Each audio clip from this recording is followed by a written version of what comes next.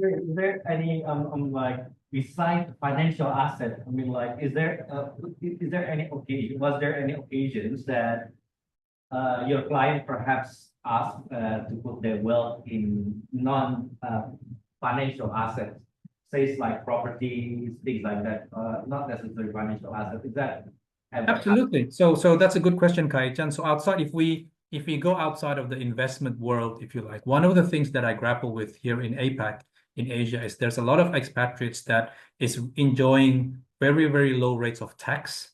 Hong Kong, right? The tax in Hong Kong is on average is 15%, 1.5 flat, which means that if you are investing, if you are living in Hong Kong and paying that amount of tax, and next year you need to go home to Australia where your tax is 47%, you need to do some planning, right?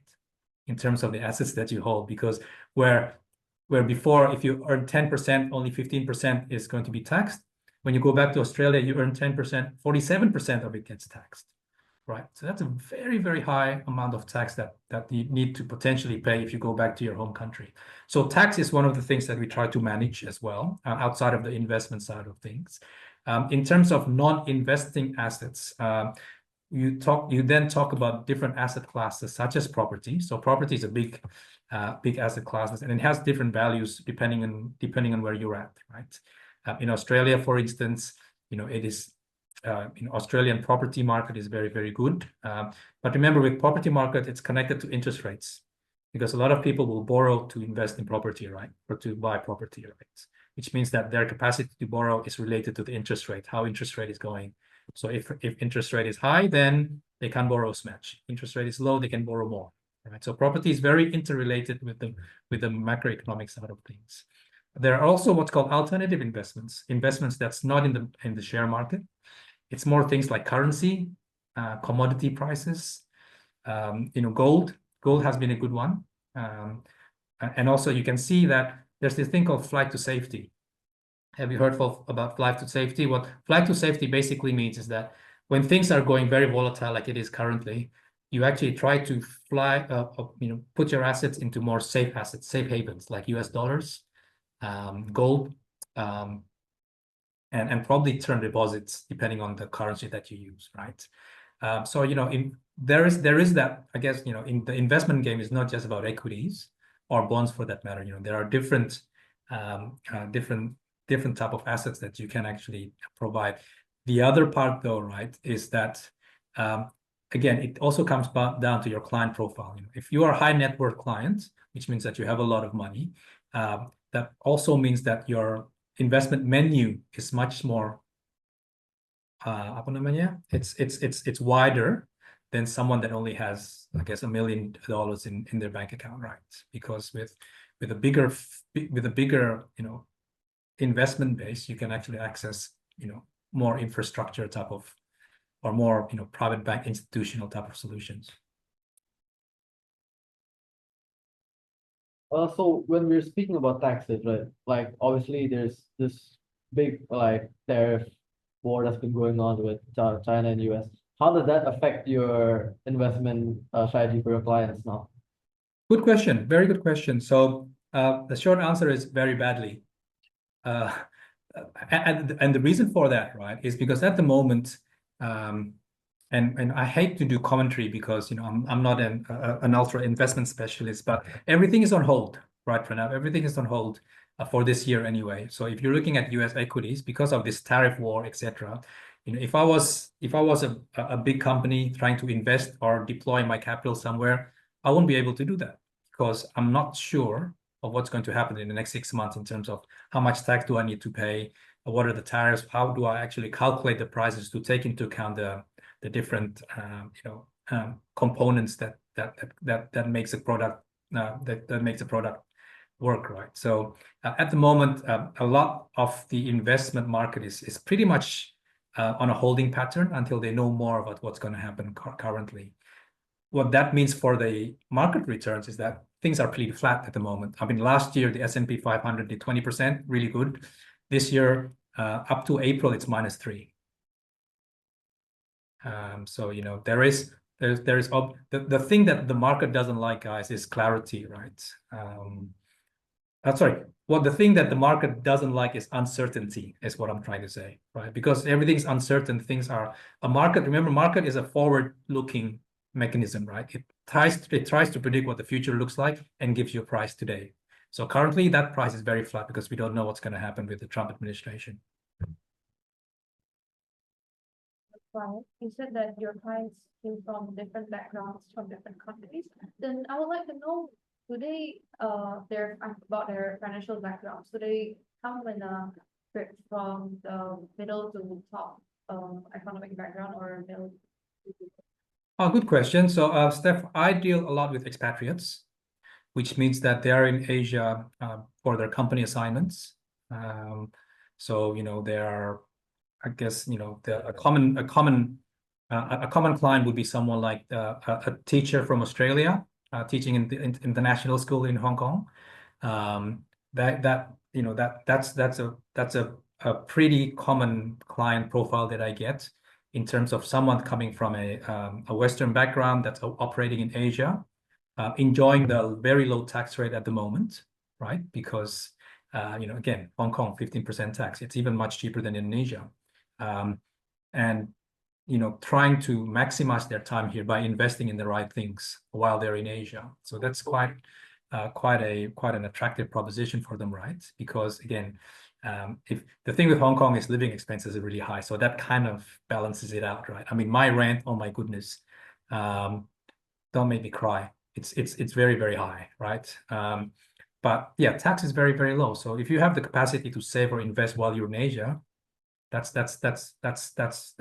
something that my clients like to do. So yeah, so the answer to your question is expatriates is mainly my client base. From my Australian clients that are in Australia, they're around the 40, 50 age bracket, so nearing retirement, professionals, yeah, all sorts. I asked my friends, they also from Chinese university students, what do they think about wealth management? And honestly, most of them have the same reaction for me. Why do you think about the wealth management?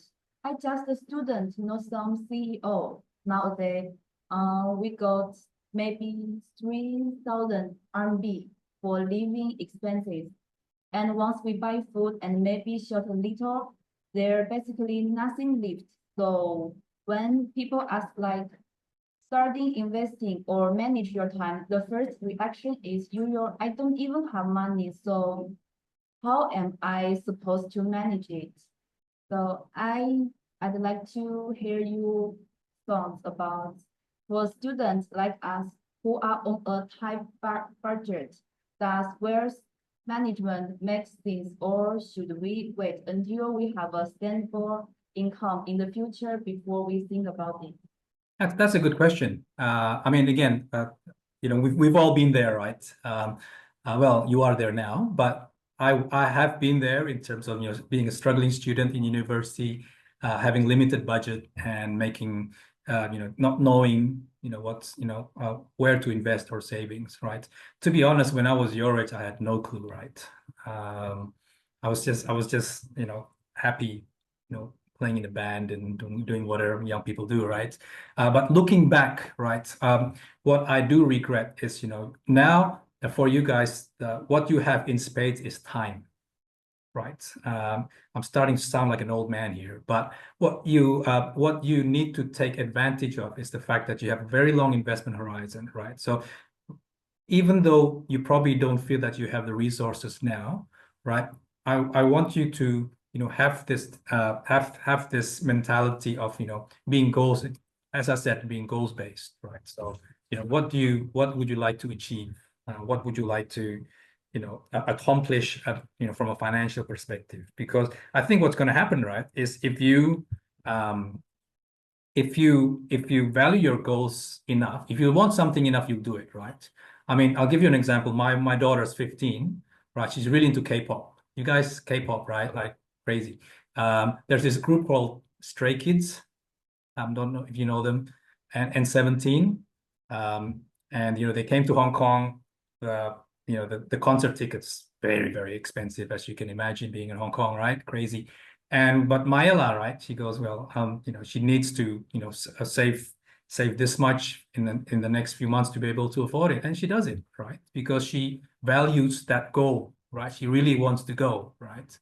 God knows why. I've listened to their music, man. It's not very good at all.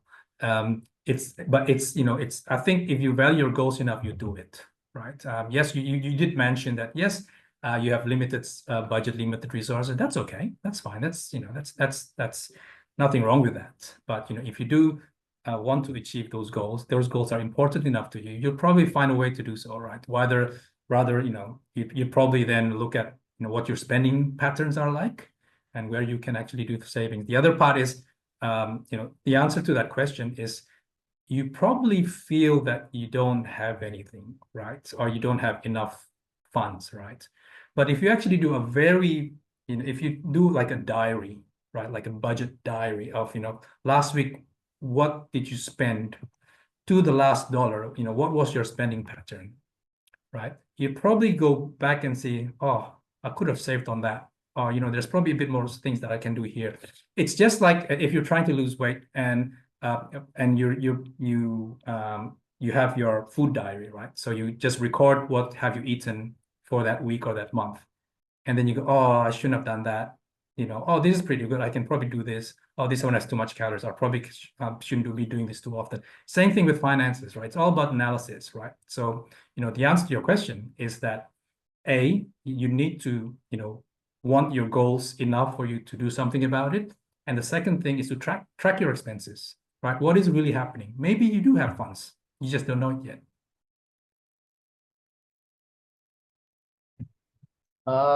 Thank you for sharing us your insight about this topic. It means a lot to us that you take time every day to have this chat with us, because this is going to be shared to a lot of people as well, and I'm sure they'll appreciate this podcast. So thank you again for taking time every day. Yeah, sounds good, guys. Good luck, right? You're on the right track. I think the last thing that I'll probably say is, really take seriously in terms of what your goals are, right? I mean, it's important enough. So you need to and make a plan, right, of what you'd like to do. It's not every day that you get to have time to just discuss things like this. So that goals-based investing, it's not just for high net worth people, it's for you guys as well, right? Just understand what your goals are. How are you going to get there? Understand what your risk is. I always tell people that you are your own client, right? You are your own client. So, treat yourself well as well, right? And that means understand what your goals are as well. All right, thanks, guys. Thanks for the opportunity. Again, if you guys are in Hong Kong, any of you, let me know. Final question, something like perhaps if there are some students who wants to follow your path, yeah, working in this as a financial wealth advisors, what do you suggest? I mean, like, do they have to get like all these certifications, or what kind of study that? What's the basic skill that they have to have, like, in order to not only survive but also thrive in Yeah.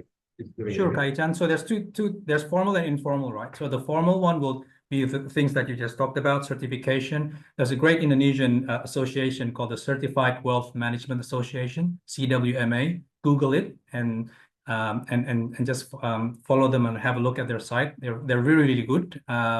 They have monthly meetings, and their members are mostly from senior private banking circles in Indonesia. So that will sort out your networking requirements. From a formality perspective, I did a Bachelor of Economics, Master of Commerce. I'm a CFP. I think you have that in Indonesia as well, right? Certified Financial Planners. So yes, obviously make sure that you do all those accreditations. The more important part is the networking side of things. So making sure that you are always up to date with what's happening out there in the investment market. The second part, right, is you will be this is probably a less of a need for you guys, because you guys speak really speak English really well. But I was going to say what I tell my CWMA students is that they really need to improve their English. So I'll always make a big effort to improve English, right? So it's not just conversational English, but financial English, formal English, those type of things. Because more than likely with clients going forward, especially in your generation, they will be speaking English, not Bahasa. The second part is find a mentor. That's what I did anyway in my earlier days. So I was working in a bank. I looked up people that are senior in their roles, and just trying to make connection. People like to share knowledge more than not, right? So use things such as LinkedIn, but just actively try to find mentors in things that you want to do.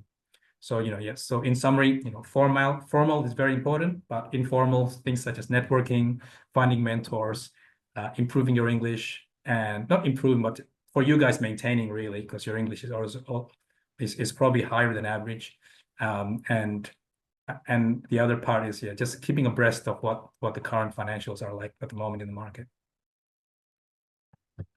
Thank you very much. Thank you so much. Andre, thank you again, yeah. Yeah, my pleasure. My pleasure. Keep in touch, yeah.